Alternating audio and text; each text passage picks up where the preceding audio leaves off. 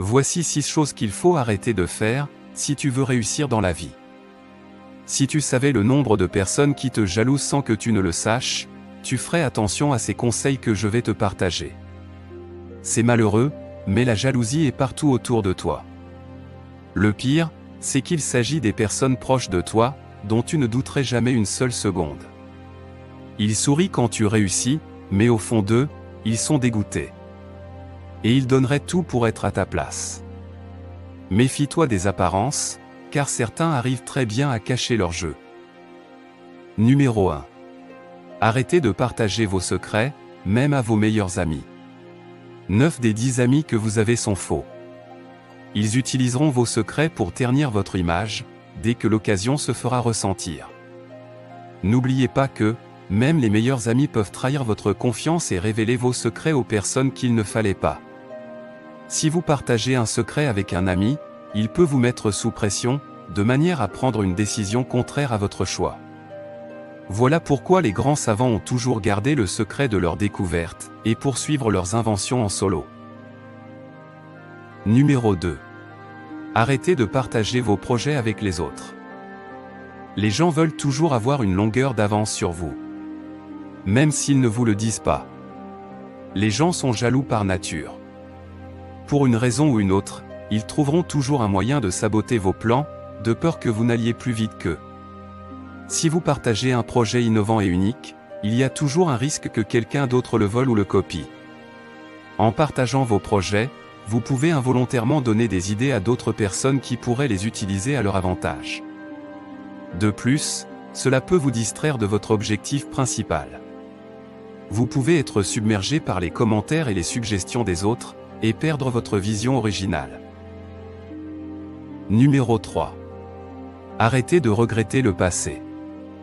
Regretter le passé, c'est comme se tirer une balle dans les pieds.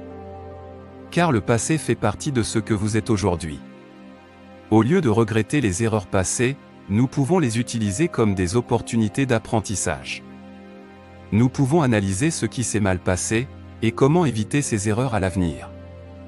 En se concentrant sur le présent et l'avenir, nous pouvons développer notre confiance en nous, et prendre des décisions plus rapidement, et être plus sûrs de nos choix.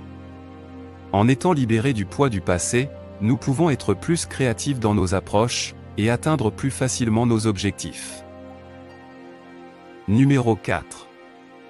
Arrêtez de vous plaindre.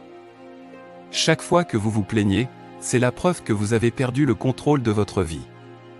Très souvent, le temps que nous passons à se plaindre peut être utilisé pour accomplir des tâches importantes, ou travailler sur nos projets personnels. En étant plus productifs, nous avons plus de chances d'atteindre nos objectifs. En arrêtant de se plaindre, nous adoptons une attitude plus positive envers la vie et les situations difficiles. Cela nous permet également de rester motivés, et de persévérer dans nos efforts pour atteindre nos objectifs. Numéro 5. Arrêtez de partager vos échecs avec les autres. Les gens utiliseront vos échecs passés pour saboter votre positivité, et votre état d'esprit. Partager nos échecs avec les autres peut entraîner une perte de confiance. Car cela peut nous faire sentir vulnérables et exposés. En partageant nos échecs avec les autres, il est possible qu'ils commencent à nous comparer à d'autres personnes qui ont réussi dans le même domaine. Ce qui peut influencer négativement notre état d'esprit. Cependant, il est important de noter que partager nos échecs avec les autres peut également être bénéfique. Car cela nous permet d'apprendre de nos erreurs, d'obtenir des conseils et des encouragements de la part des autres. Numéro 6. Arrêtez de partager vos faiblesses. Les gens utiliseront n'importe quoi pour vous faire trébucher, afin de pouvoir rire derrière votre dos. Ils utiliseront vos faiblesses contre vous, dès qu'ils en auront l'occasion. Certaines personnes peuvent utiliser vos faiblesses contre vous pour leur propre bénéfice. Ils peuvent essayer de vous manipuler ou de vous faire du chantage, en utilisant ces informations contre vous. Si vous partagez vos faiblesses avec quelqu'un qui ne respecte pas votre vie privée, ou qui en parle à d'autres personnes, cela peut entraîner une perte de confiance envers cette personne et envers les autres en général. Lorsque vous partagez vos faiblesses avec les autres, il y a toujours un risque qu'ils vous jugent, ou vous critiquent. Cela peut être difficile à gérer émotionnellement, et peut même aggraver votre situation. Si la vidéo vous a été utile, n'hésitez pas à nous le faire savoir dans les commentaires. Abonnez-vous, et lâchez-nous un pouce pour nous soutenir.